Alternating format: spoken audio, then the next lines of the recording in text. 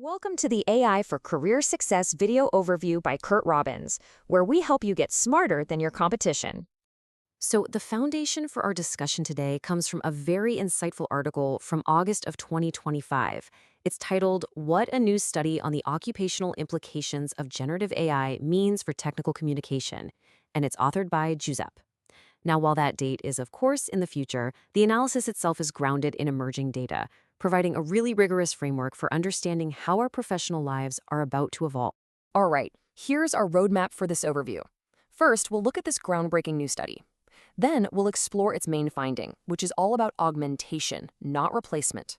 We'll dig into why tech raters rank so high, what that means for evolving skills and new roles, and finally, we'll wrap up with a clear strategic response for your career. Okay, let's dive right in. The entire basis for this discussion is a really significant 2025 study from Tomlinson and his colleagues. What they did was analyze this immense data set. We're talking 200,000 anonymized conversations with Microsoft Bing Copilot. This gave them an unprecedented real-world picture of how professionals are actually using generative AI right now. And this kind of research allows us to tackle the one fundamental question that's weighing on so many of us. Is this technology a collaborator or is it a competitor? Is it here to work with us or is it here to take our jobs? Well, the data offers a surprisingly nuanced and frankly encouraging answer. And that brings us to the study's primary insights, which really challenges that common narrative of AI as a direct replacement for people. The researchers uncovered a fascinating disconnect between a user's ultimate goal and the specific actions the AI was performing. This points to a much more complex, much more collaborative relationship. 40%. This is the key statistic. In a full 40% of the interactions they studied, the specific tasks the AI was doing did not directly overlap with the user's final stated goal. So what does that tell us?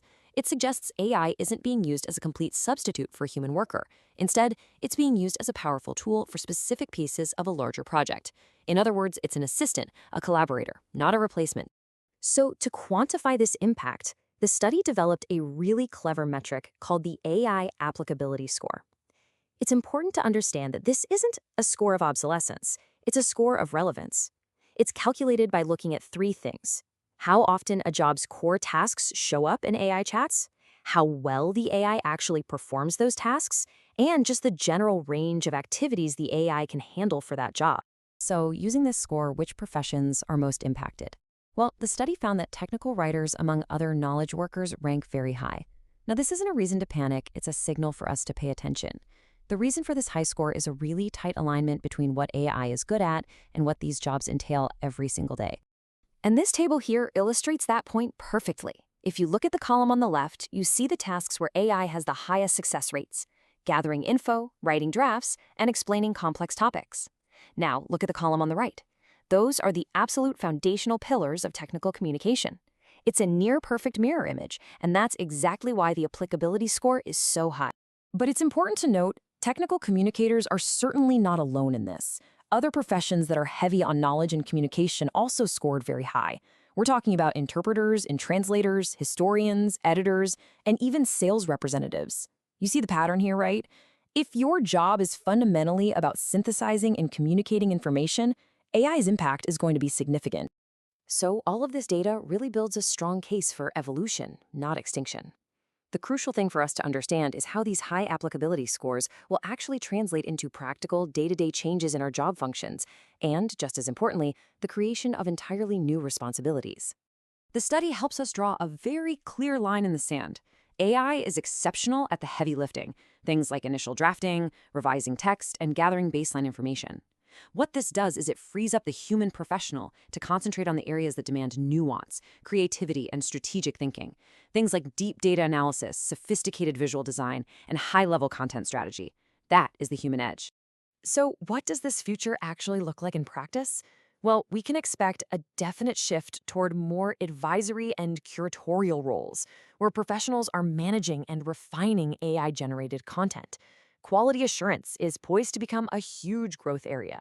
And this is likely going to spawn entirely new job titles, things like AI output auditor or AI conversation designer, roles that we couldn't have even imagined just a few years ago. And that brings us to the final and arguably the most important part of our discussion today: What do you do about all this? The source material lays out a very clear three-part strategic response for any professional who wants to not just survive, but truly thrive in this new AI-augmented landscape. The strategy itself is quite straightforward. First, you have to lean in.